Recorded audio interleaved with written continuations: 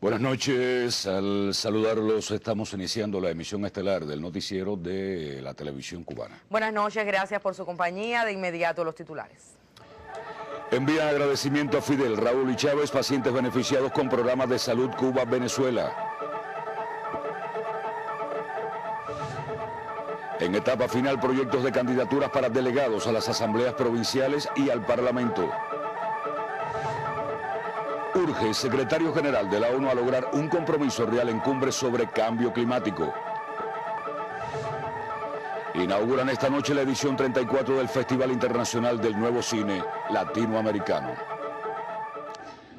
Un mensaje de agradecimiento a Fidel, Chávez y Raúl enviaron hoy los pacientes beneficiados con el Convenio Integral de Salud Cuba-Venezuela, que hoy celebró sus primeros 12 años. Al acto asistieron el embajador de la República Bolivariana, excelentísimo señor Edgardo Antonio Ramírez, otros embajadores del ALBA en Cuba y personalidades de la salud de nuestro país. Estos padres han venido 4 veces a La Habana para dar salud a estos pequeños, aquejados de un padecimiento peculiar conocido como síndrome nefrítico. Los niños ya fueron atendidos en hospitales venezolanos y de Colombia, pero fue en Cuba donde por primera vez se les vio sonreír. Me han puesto medicamento y me estoy sintiendo bien, sin problemas. Me van a faltar vidas para poder pagarle este apoyo al comandante Fidel, al comandante Raúl y al excelentísimo comandante Chávez. O sea, nos van a faltar años de vida a los 4 para poder pagar esto. El agradecimiento este martes llegó de quienes esperan un pronto restablecimiento. Las autoridades venezolanas recordaron también que gracias a Cuba hoy se patentiza en la tierra de Bolívar un proyecto integral que no solo cura, sino que forma a quienes mañana han de aliviar el dolor. Fíjense lo que significa este proyecto.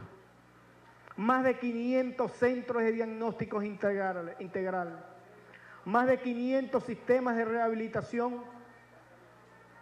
integral, más de 3.000 módulos de barrio adentro.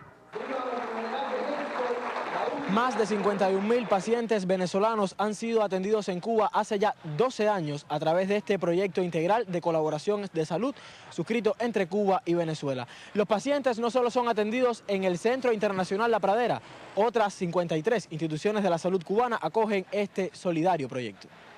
Lázaro Manuel Alonso, Sistema Informativo de la Televisión Cubana.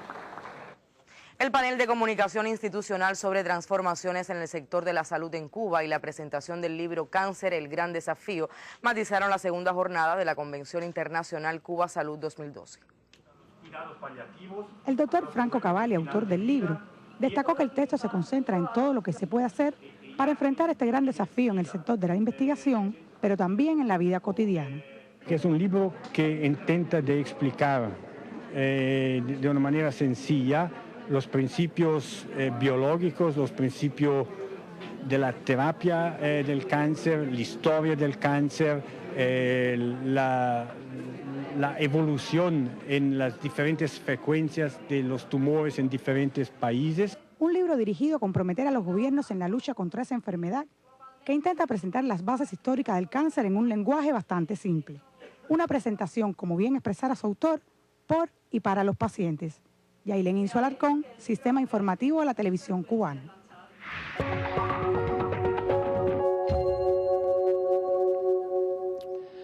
La primera comisión de la Asamblea General de la ONU adoptó recientemente una resolución presentada por Cuba que convoca para el 26 de septiembre de 2013 a la primera reunión de alto nivel de la ONU sobre desarme nuclear.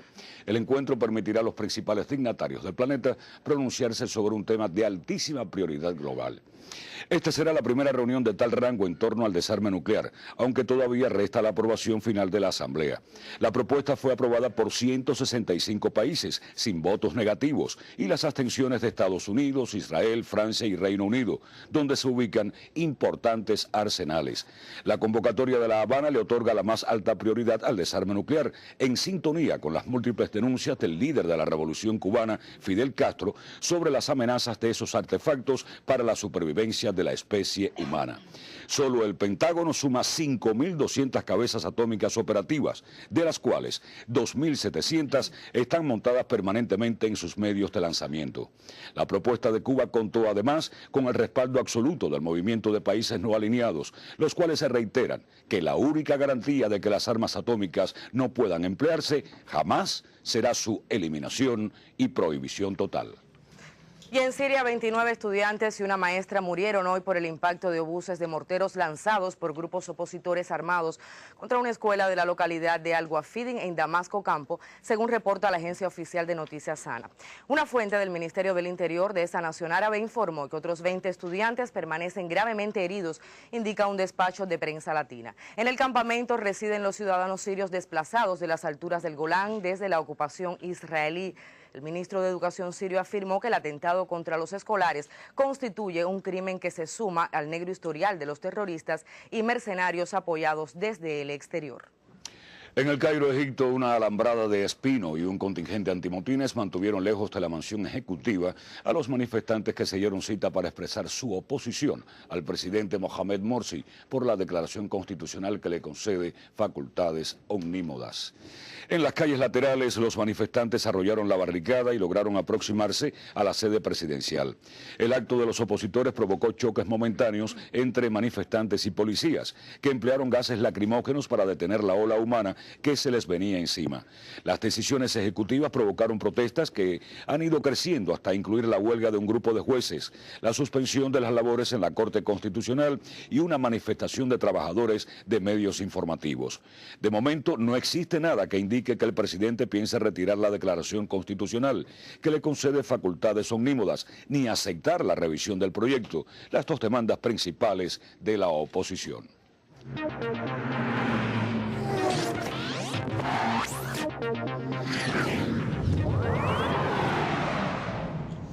¿Qué tal, amigos? Como siempre, un placer saludarlos. El gran maestro cubano Leinier Domínguez se despidió con victoria en la última ronda de la segunda fase del Gran Prix Mundial de Ajedrez que culminó hoy en Tashkent, la capital de Uzbekistán. Leinier derrotó en 37 movidas con piezas blancas al gran maestro estadounidense Gata Kansky para finalizar con 4 unidades en el 11º lugar del torneo, liderado por los rusos Alexander Morozevich y Sergei Karyakin y el chino Hao Wang, todos dueños de 6,5 unidades. Por otra parte, en la sala Kid Chocolate se desarrolla la final de la Liga Élite de balonmano sexo masculino. Las precisiones en el siguiente reporte del periodista Ernesto Ruiz Ramos. El triunfo de Holguín, 34 goles por 30 ante Matanzas, puso a los orientales al frente de la tabla de posiciones este martes en la Copa Cerro Pelado, Liga Élite masculina de balonmano. Los holguineros acumulan 2 triunfos sin derrotas y se perfilan con grandes opciones de discutir el título en el torneo que reúne a 5 elencos en esta fase final. La sala Kid Chocolate acogió 2 partidos y en el juego de fondo, La Habana logró su primer triunfo en 3 salidas, 28 goles por 22 ante el seleccionado de Villa Clara. Este miércoles, en la cuarta fecha, se enfrentarán Holguín y Villa Clara a primera hora, 2 de la tarde, y a continuación Artemisa ante La Habana. La fase final de la Liga Élite se extenderá hasta el viernes, fecha en la que se conocerá al nuevo campeón. Ernesto Ruiz Ramos, Sistema Informativo de la Televisión Cubana. Y los boxeadores cubanos sumaron otras 3 victorias, pero encajaron 4 fracasos en el Mundial categoría juvenil que transcurre en Ereván, Armenia. Aseguraron medallas de bronce el mosca Jorge Luis Cordero, el pluma Alexei Giver y el ligero welter Kevin Brown. Perdieron el minimosca Andy Cruz, el mediano Eduardo Dinza, el completo Erich Ruiz y el superpesado Joandri Toirac. Y por hoy, esto en deportes. Mañana estaremos con más.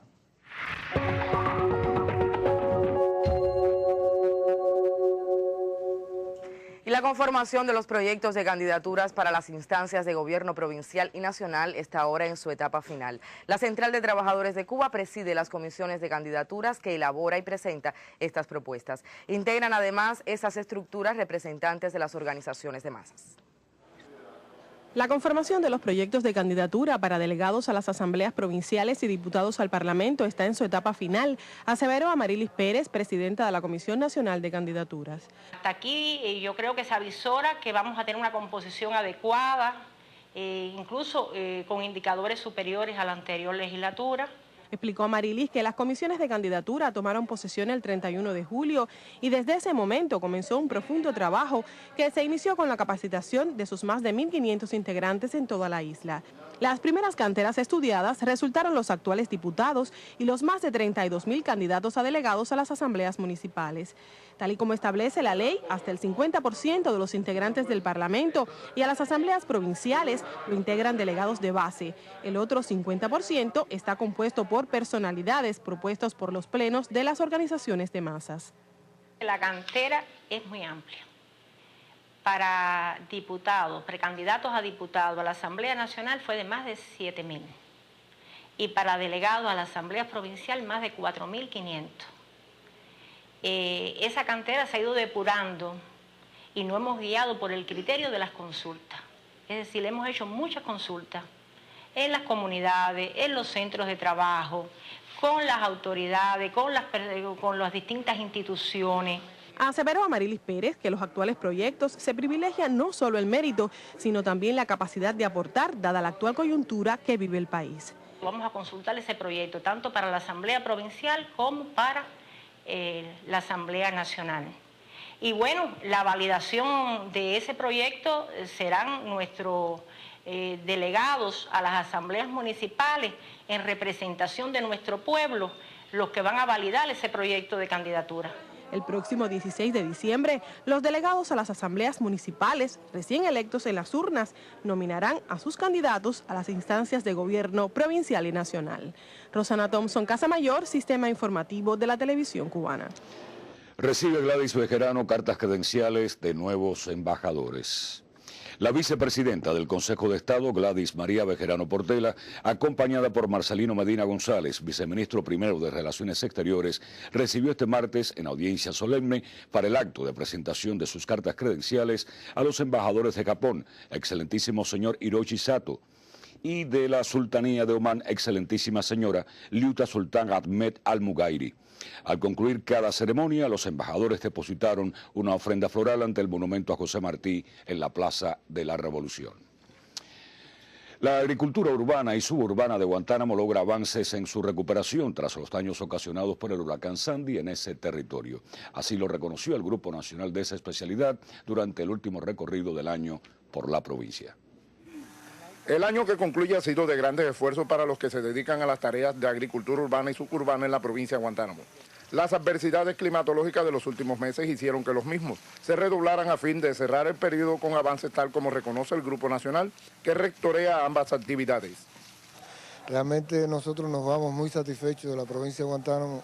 Hay una recuperación de todas las unidades productivas, todos los municipios avanzan en la recuperación y se está trabajando fuertemente. Hay una alta moral por parte de los trabajadores de todas las unidades. Es el mejor regalo que puede hacerle Guantánamo a la agricultura urbana, haberse recuperado en tan poco tiempo y haber estado en plena disposición para satisfacer las demandas crecientes que van a haber en el mes de diciembre seguramente de vegetales en el municipio. Ahora los esfuerzos se destinan a la siembra de ciclos cortos en las hortalizas y algunas viandas como el boniato, a fin de garantizar niveles de abastecimientos a la población en los días festivos de fin de año.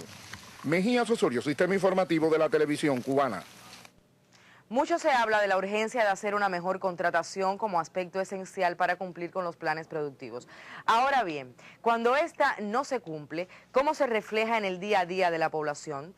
El siguiente comentario nos acerca al tema en la agricultura. Buenas noches para Talía González. Sí, muy buenas noches. Si existe un plato común en la mesa del cubano, ese es el frijol en todas las combinaciones y variedades. De manera particular para las comidas de días especiales como celebraciones de fines de años, un plato de congrí o moros y cristianos como muchos lo llaman, acompañado de otros alimentos igualmente típicos, no puede faltar. Tradición y cultura alimentaria. Pero, ¿qué situación presenta hoy ese producto y cuáles son sus perspectivas a corto plazo? Sobre este tema comentaremos hoy. El frijol negro está a 16 y la judía a 20. Ya. ¿Quién te lo vende? Bueno, eso se compra en el mercado en los aros, los camioneros. Sí, la población, como no lo hay en los aros, me lo compran. Muchas cosas de esas vienen de otras provincias, de lugares más lejanos, y pienso que sea por ese problema del transporte. ¿Desde cuándo no tienen ustedes frijoles aquí? Hace más de un año, aproximadamente 2 años, 1 año y pico más o menos. ¿Le han explicado por qué no hay frijoles aquí? Bueno, no, yo he oído por la televisión que la cosecha salió mal este año y entonces por eso es que no hay frijoles. Entre tanto, funcionarios de la agricultura consultados por este noticiero refieren que en los últimos 3 meses del año las cosechas son menores comparadas con lo que se debe entregar el resto del año. Anunciaron que a partir de febrero las entregas serán mayores, pero todavía muy lejos de lo que esperan los clientes. Para satisfacer esa demanda se tiene que producir no menos de 100.000 toneladas de frijoles anualmente. Sin embargo, hoy se producen solo unas 20.000. Aun cuando más del 90% de la tierra en Cuba, unas más fértiles que otras, tiene condiciones para producir frijoles, no se aprovechan al máximo. Los precios hoy están por oferta y demanda. Hoy no hay producción de frijol. Quiere decir que hoy solamente están en venta los que tenían algunas reservas guardadas y que hacen eso, esperar para que el precio del frijol se eleve. Ahora estamos en pleno proceso de contratación, con vista a que se logre contratar la mayor parte de la producción posible. En esto radica nosotros poder cumplir los planes o no. Los insumos para estos productos están garantizados, están ya en la provincia, es decir, no depende nada de problemas de insumos, solo depende del proceso de contratación hasta donde seamos capaces de llegar. Sin dudas, el necesario rigor en la contratación se pone nuevamente a prueba como una de las claves para elevar la producción, no solo de alimentos, sino también de otros bienes y servicios. Un elemento igualmente importante tiene que acompañar este paso, como la llegada a tiempo de los insumos a manos del campesino. La producción de frijoles requiere también de tecnologías con las cuales el país no contaba. Hace unos pocos días fue aprobado un programa de desarrollo de granos con inversiones tanto de sembradoras, cosechadoras, sistemas de riego, plantas de beneficio, hasta embalaje adecuado.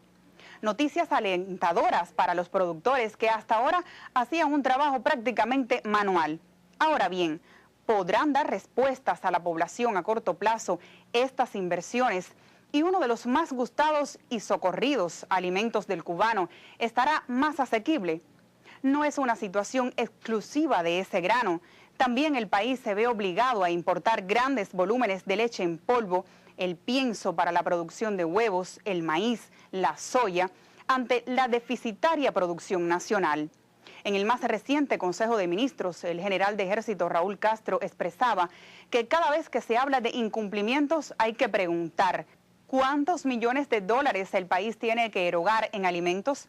Informó que en el 2010 se gastaron unos 1.500 millones de dólares, en 2012 1.700 millones y para 2013 por la misma cantidad de alimentos el país gastará cerca de 2.000 millones en importación de alimentos. Hay que empezar a hacer los planes bien hechos, insistió que no siempre es así. Esperemos que la necesaria organización y control pase de ser una frase repetida por muchos para convertirse en trabajo y disciplina de sol a sol por quienes tienen la alta responsabilidad de producir alimentos para el pueblo. El próximo martes volveremos con otros temas de la actualidad nacional. Buenas noches.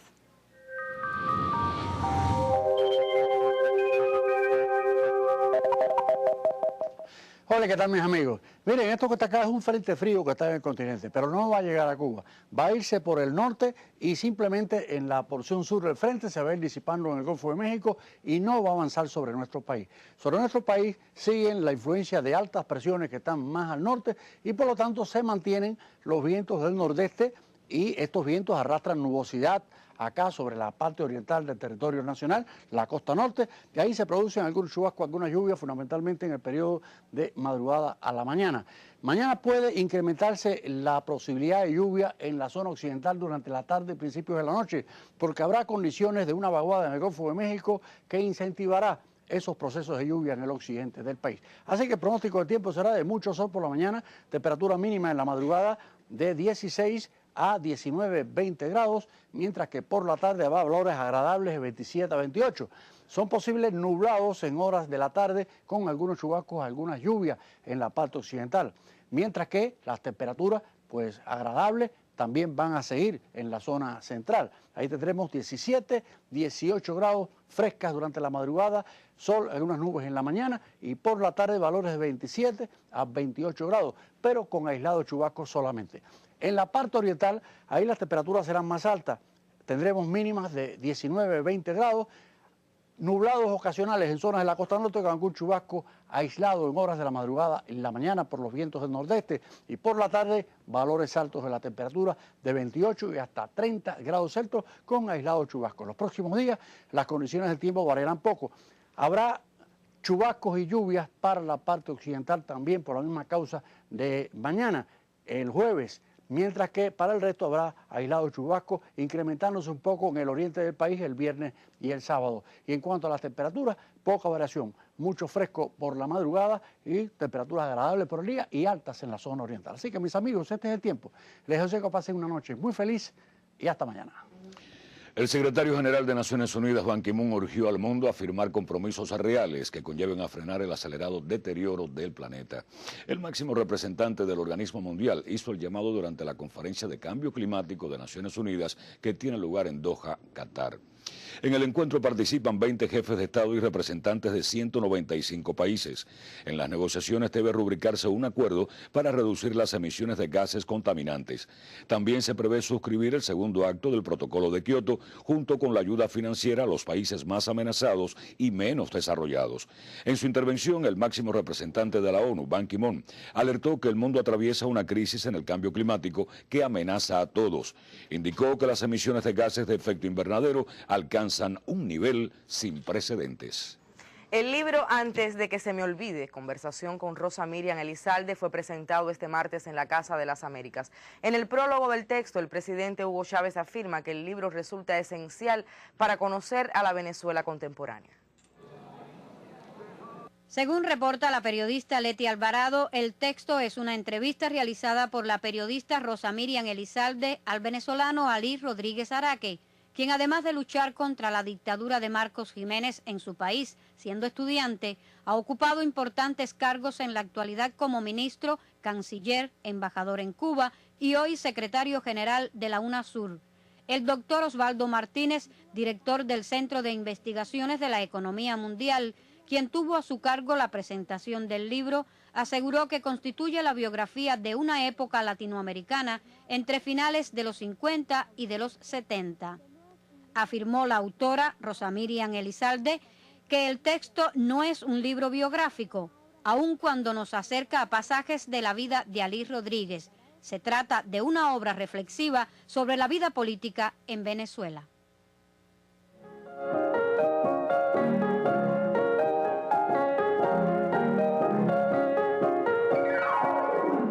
Buenas noches, con ustedes las culturales del Estelar que hoy transmitimos desde la Sala Taganana del Hotel Nacional de Cuba, donde en horas de la tarde se presentó el jurado del Festival Internacional del Nuevo Cine Latinoamericano.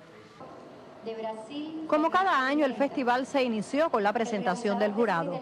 Se dio a conocer quiénes evaluarán las óperas primas, las obras de ficción, los documentales, los guiones inéditos, las obras de animación, así como el jurado de la FIPRESI, el de Nuestra América y el de Signis. Estudié en la primera generación de la Escuela de Cine de Cuba. Desde ese entonces tengo una empresa que se llama Sudaca Films, donde venimos haciendo muchas películas por todo el continente. Estoy ahora de jurado de ópera prima y espero que, al igual que todos ustedes, estemos preparados para ver la cantidad de buen cine que empieza desde hoy mismo a pasarse en una cantidad inmensa de cines de la ciudad. El cine todavía tiene seguidores, de que el cine está vivo, de que a través del cine se pueden contar muchas cosas y que esas cosas son contadas para un público que lo recibe. Y lo digo y lo dije siempre, no hay un lugar en el mundo donde se viva el cine con más pasión que aquí en Cuba. Una vez más, figuras representativas del arte cinematográfico de la región se encargarán de dar a conocer el veredicto de esta nueva cita del séptimo arte. Y también aquí en el Hotel Nacional de Cuba tuvo lugar la conferencia del esperado cantautor Fito Páez. Fito Páez afirmó que en su concierto de este miércoles invitará al artista italiano Zúcaro y a destacados músicos cubanos. Antes de comenzar el espectáculo, el cantautor argentino realizará el estreno mundial de su DVD El amor después del amor, 20 años, nuevo álbum que fue grabado durante la presentación de Fito en el Planetario de la Ciudad de Buenos Aires en el mes de octubre. Así que presentamos el concierto del amor después del amor, 20 años, tocado en vivo, como con el orden original, dirigido por Diego Álvarez, que es un argentino que vive en México. Durante esta conferencia, Fito dijo que siempre regresa a Cuba porque aquí ha encontrado una familia y señaló la importancia regional que ha tenido el movimiento de la nueva trova. En este sentido, expresó que Silvio Rodríguez y Pablo Milanés han marcado estéticamente a toda Latinoamérica. Esta noche, Fito participará junto a la orquesta de Juan Formel y los Bam Bam en la inauguración del Festival Internacional del Nuevo Cine Latinoamericano. Dani González Lucena, Sistema Informativo de la Televisión Cubana. Y terminamos nuestro segmento recordándoles que en estos instantes se inaugura la edición 34 del Festival Internacional del Nuevo Cine Latinoamericano. Soy Dianic Flores y le reitero las buenas noches.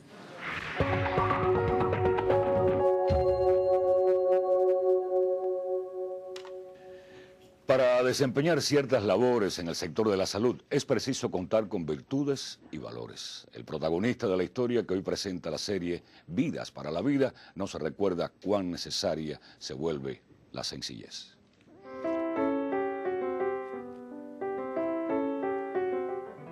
En las manos de este hombre, en su premura y en su equilibrio, han estado miles de vidas. En sus palabras, el sorbo de aliento que cualquier paciente necesita. ¿Cómo te sientes, hermano? Ya ves que todo salió bien. Y Francisco va y viene sin esperas ni perezas. Nunca he tenido idea de irme del hospital, porque me siento bien, trato bien los pacientes, me llevo muy bien con los pacientes. ¿Alguien puede adivinar los motivos para que se haya consagrado 27 años a conducir camillas? ¿Alguien conoce la fórmula para permanecer toda la vida en este oficio? Cuando llego a la sala del paciente, jaraneo con ellos porque esa es la situación que yo vivo. Le digo que vamos para el malecón a salir. Entonces, jarana con ellos para que ellos se ríen conmigo y nos hemos llevado muy bien hasta ahora. Estar presente en esos fugaces pero decisivos minutos en los que un ser humano se convierte en paciente es la satisfacción de Francisco. Un rostro que la gratitud ha grabado en la memoria de muchos a costa de sencillez. Amigo mío. Milenis Torres, Sistema Informativo de la Televisión Cubana. Y fueron titulares en la emisión estelar el agradecimiento a Fidel Raúl y Chávez de pacientes venezolanos. Los proyectos de candidaturas para delegados a las asambleas provinciales y al Parlamento que se encuentran en su etapa final. El llamado del secretario general de la ONU para que se logre un compromiso real en cumbre sobre cambio climático. Y la inauguración esta noche de la edición 34 del Festival Internacional del Nuevo Cine Latinoamericano. Finaliza así la emisión estelar. Rafael Serrano y Áñez Becerra, deseamos pasen todos una excelente noche. Sí, gracias, buenas noches y hasta mañana. Wow.